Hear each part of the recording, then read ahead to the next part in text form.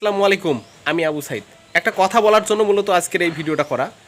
তো আমার বড় ভাইয়ের ফ্রেন্ড, ফেসবুক ফ্রেন্ড, মানে স্ট্যাটাস দিছে, তুমি যদি শান্তি চাও তাহলে নামাজে যাও, কারণ নামাজেই শান্তি মিলে। এই প্রশ্নের উত্তরে ফ্রেন্ড হিসেবে সে কী করছে, একটা কমেন্ট করছে যে আপনি নামাজ পড়েন কি না। তো এই কথার উত্তরে সে আসলে খুব রিয়্যাক্ট করে এবং অকথ্য ভাষায় তাকে গালিগালাজ করে। রোজা রমজান মাসে এই গালিগালাজগুলো আসলে আমি না বলতেই চাচ্ছি। তাকে শুধু আমি এতটুকু বলতে চাই যে দেখেন, একটা মানুষ আপনাকে প্রশ্ন করছে, আপনি কথার উত্তরটা ভালোভাবেই দিতেও পারতেন। আপনি কুত্তার বাচ্চা, বান্দরের বাচ্চা অনেক কিছু করে গালিগালাজ করছেন। তো আমার কথা হচ্ছে যে দেখেন, ব্যবহারই কিন্তু মানুষের বংশের পরিচয়। আপনি চাইলে কিন্তু ভালোভাবে তার সাথে কথাটা বলতে পারতেন। যাই হোক, আর কিছু বললাম না। রমজান মাস, মানুষের সঙ্গে নেক্সট টাইম কথা বললে একটু লিমিটের মধ্যে কথা বলবেন।